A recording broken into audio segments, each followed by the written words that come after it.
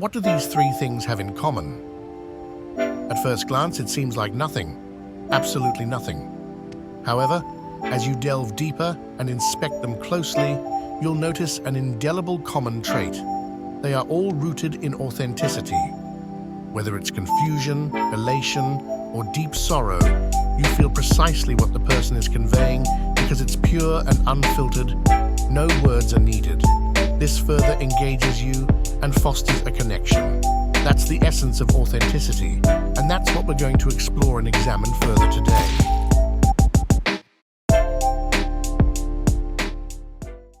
Wake up, Windermere! It's 2023!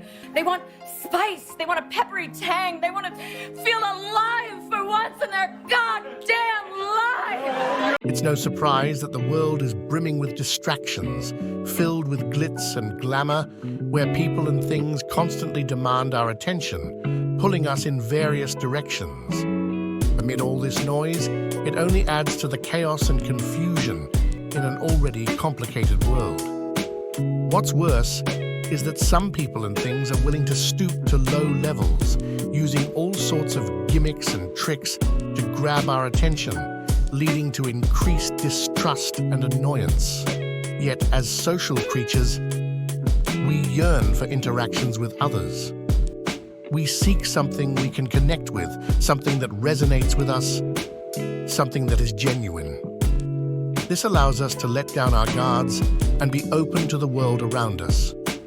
In a nutshell, that's what authenticity represents, and we naturally gravitate towards it.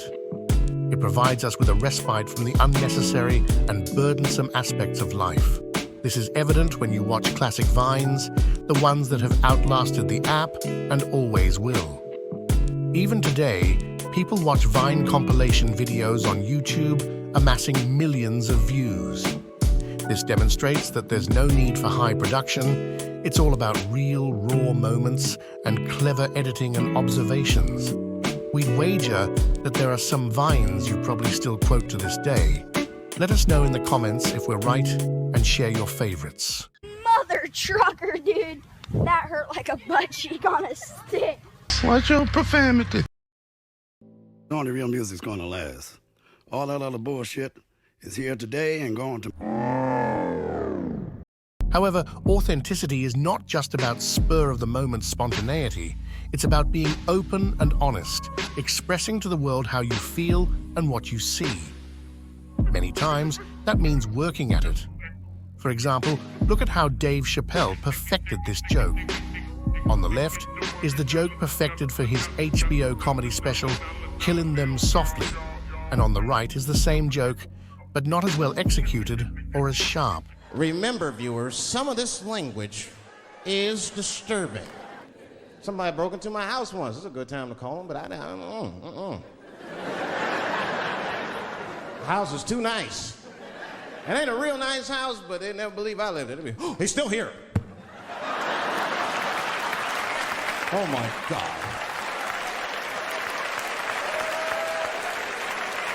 Open and shut case, Johnson. I saw this once before when I was a rookie. Apparently this nigger broke in and hung up pictures of his family everywhere. My house got robbed in New York. I didn't even call the police. I wanted to, but I couldn't. My crib is too nice. It's not that it's too nice, but it's too nice for me. You know how the police are in New York. Soon as I open the door, they'll be like, oh, he's still here. Open and shut case, Johnson.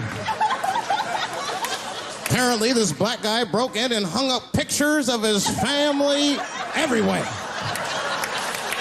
Never seen anything like it. There are subtle nuances, but the differences are palpable, such as Dave's use of the microphone as a baton. It's clear that Dave has workshopped the joke to perfection, making it more enjoyable for us. It also means interacting with the world in a way that resonates with you, adding your own flair to something that already exists. You can see this in Jacques Brel's Amsterdam and Stromae's Te Quiero music videos, a similar aesthetic, but with slight variations in execution. Another example is designer Virgil Abloh, who incorporated many styles and philosophies of great artists Marcel Duchamp and Le Corbusier into his own works. Virgil eloquently sums up what authentic inspiration means. You also have to have mentors, like dead or alive. You have to sort of connect with some body of work or someone who formulated a thought and an aesthetic, and then build yours upon that. What most people won't tell you is that the people that you look up to didn't invent it themselves. You know, everyone has this sort of like, I call it like getting your brain reprogrammed. Like once you sort of learn a thought process, you can actually see yourself in that and add to it. Yet be careful, as there is a difference between inspiration and imitation. Inspiration is authentic and propels you to create, while imitation is disingenuous because it doesn't involve forming your own ideas or adding any real contributions. It's merely copying, leading people to say, Oh, brother, this guy stinks! Simply put, authenticity is the intersection of art and science, where emotion harmonizes with logic. It's something you feel and sense, and no amount of words can fully articulate it or convince you otherwise. You just know it. However, what further elevates it is the skill and manner in which it's articulated, the context of the moment, and its foundation in truth. This scene between Leo and Matthew wouldn't have been possible without these two skilled actors. Knowing the scene was improvised adds to its charm, as the actors remained composed despite its hilarity. What made this moment truly incredible was that it was the winning shot that led the Chicago Bulls to the Eastern Conference Finals for the first time since 1975, and it was the first time in Michael Jordan's career. The Cavaliers were heavily favored to win, and for years prior, Jordan had tried to reach the finals, but to no avail until that moment. This was not only a magical moment for Jordan, the Bulls, and the fans, but also for sports history, symbolizing the triumph of the human spirit. In our previous video, we discussed how SNL created the perfect skit, Papyrus, and part of the reason this skit was perfect was Ryan Gosling's performance and the execution behind it, involving editing, music, and the script. It was all authentic and pure. Authenticity, like true art, cannot be faked or put together haphazardly. It is an art form in and of itself.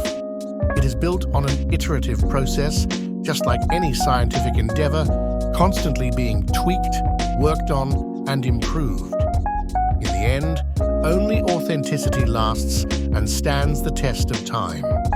Everything else fades away. That's all the time we have for today. Thank you for joining us, dear friend.